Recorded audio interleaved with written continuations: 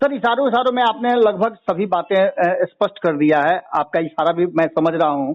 आपसे एक अंतिम बात पूछना चाहूंगा सर, विशेष राज्य के दर्जा से संदर्भ में, कि क्या ऐसा लग रहा है आप लोगों को कि बिहार और नीतीश कुमार के डेवलपमेंट पर कहीं ना कहीं भारतीय जनता पार्टी अंकुश लगाना चाहती है?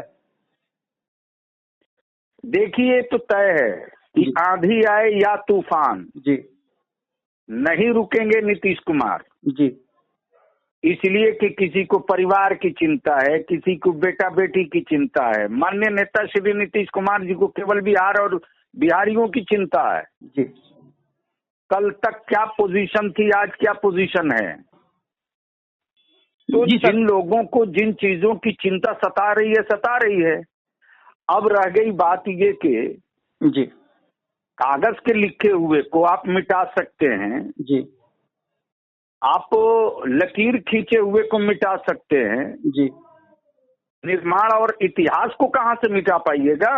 बिल्कुल और सर, वो भी डिजिटल दौर में। बिल्कुल सर, बिल्कुल सर एक सवाल और बहुत तेजी से चर्चा का विषय बना हुआ है, चाहे वो राजनीतिक घराना हो या मीडिया जगत हो, सभी इस बात की चर्चा कर रहे हैं कि जिस तरह से भारतीय जनता पार्टी उत्तर प्रदेश चुनाव या 5 राज्यों के जो चुनाव होने वाले हैं 2022 में, उससे पहले 2-3 मुद्दे बहुत गंभीरता से उठा रही है। पहला तो यह है कि नमाज वाला मुद्दा, कि खुले में नमाज नहीं पढ़ने दिया, और दूसरा कहीं ना कहीं जो मथुरा का मुद्दा सामने आ रहा है, उसे देख करके आपको क्या लग रहा है? क्या आप लोग उत्तर प्रदेश में भारतीय जनता पार्टी के साथ जाना चाहेंगे, या फिर आगे की क्या रणनीति होगी आपकी? हमें इस बात पर गर्व है कि हम भारतीय हैं, हम हिंदुस्तानी हैं। अयोध्या से लेकर के मथुरा तक के इशू पर या हर उस धार्मिक मुद्दों को जो लोग बना करके सत्ता में जाना चाहते हैं, उन लोगों को मुंह तोड़ जवाब हमारे देश का बहुसंख्यक समुदाय खुद दे रहा है। जी, ये हमारे भारत की आत्मा है। जी, तो हम क्यों इस बात को कहें? जी, हमें तो खुशी हो रही है जी, कि अब्दुल्ला को अगर कोई जख्म पहुंचा रहा है, चूड़ी काट रहा है, तो महेश और सुरेश उसकी उंगली तोड़ने को तैयार है। जी, जी, अब रह गई बात की खुले की बात। जी, तो ये तो देश ही खुला हुआ है। जी, अब अगर इसको कोई अपने आइडियोलॉजी या सोच डब्बा में बंद करना चाहे तो यह असंभव है। जी, और देश की जनता, देश का युवा अब ये सब सुनना नहीं चाहता है। जी।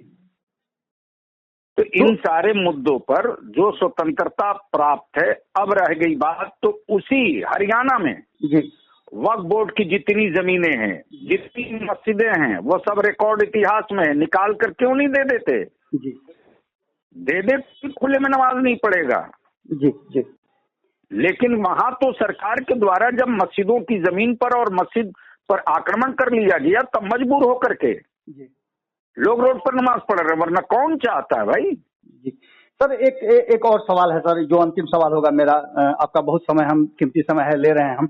अंतिम सवाल मेरा ये है कि 2020 के चुनाव परिणाम के बाद जिस तरह से जदयू को थोड़ा सा परेशानी हुई थी, नीतीश कुमार जी ने ये बात कहा भी था कि कौन दोस्त था कौन दुश्मन था ये पता नहीं चला। क्या लगता है कि जो उसके बाद से नीतीश कुमार जी ने अपनी शक्ति संचय शुरू किया है और लगातार वो विकास के कार्य कर रहे हैं, 2005 वाले मूड में फिर आ गए हैं, और विकास से के साथ साथ लोगों के जन समस्या का सुनवाई भी वो कर रहे हैं जनता दरबार के माध्यम से, क्या इससे कहीं ऐसा तो नहीं कि इससे भारतीय जनता पार्टी डर गई है और इस तरह के फिर से हथकंडे अपना रही है जो पहले छोड़ चुकी थी? देखिए, कोई भयभीत हो, कोई डरे, कौन क्या कर रहा है, इससे हमारे नेता को और जनता दल यू के किसी सदस्य को या किसी कार्यकर्ता को कोई मतलब नहीं है। जी, आप खुद स्वयं देख लीजिए, पूरी दुनिया देखती और जानती है कि जनता दल यू के एक एक वर्कर, एक एक कैडर, एक एक प्रतिनिधि शालीनता और सहजता के साथ अपनी बात रखते हैं, वो रखेंगे। और अब रही बात ही कि नेता को देख करके नीचे का लेयर समझा जाता है। जी, जी, तो जिसकी पहचान विकास हो, जिसकी पहचान सद्भाव हो, जिसकी पहचान डेवलपमेंट हो, जिसकी पहचान सबको साथ लेकर चलने को हो, जी, तो अब अगर किसी को भय लगता है तो कहीं से जंतर मंतर मंगा ले। जी, लेकिन ये तय है कि न डरे हैं न झुके हैं। जी, जो एजेंडा है उसको हमारे नेता श्री नीतीश कुमार जी बुलंदी के साथ, स्थिति परिस्थिति जो हो, जी। लेकिन काम वही होगा जो देश और समाज और जन कल्याणकारी का होगा। एगो भोजपुरिया समाज के क्वेश्चन बा रुआ से खास करके रुआ तो भोजपुरी बहुत बढ़िया बोली ले। कहल जाओ भोजपुरिया समाज के एगो प्रश्न बा कि भोजपुरी के 8वीं अनुसूची में शामिल करे खातिर जो लगातार मुहिम चल रहा बा, एकरा पर और का विचार बा और 8वीं अनुसूची में शामिल होके खातिर का सरकार के तरफ से फिर से खाली लिखल जाई केंद्र सरकार के?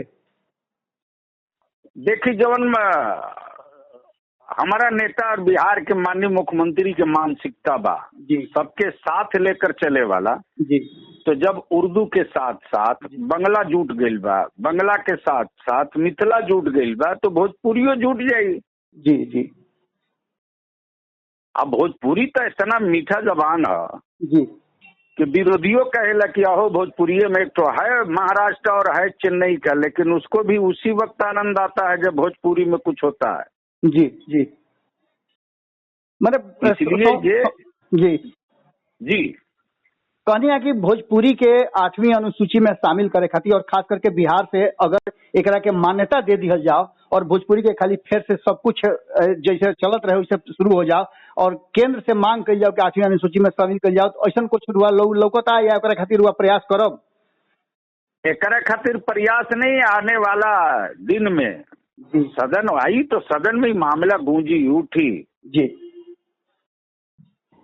चलिए बहुत बहुत धन्यवाद राहुल। आपके भी बहुत बहुत धन्यवाद। अगर ये वीडियो पसंद आई और वह बिहार के राजनीति और बिहारियत से सरोकार रखेनी तो सब्सक्राइब बटन दबा के चैनल के सब्सक्राइब कर ली। ओजे एगो घंटी बा, ओकरा बटन दबा देला से कुल सटीक और मारक खबर रुआ मुफ्त में मिल जाई।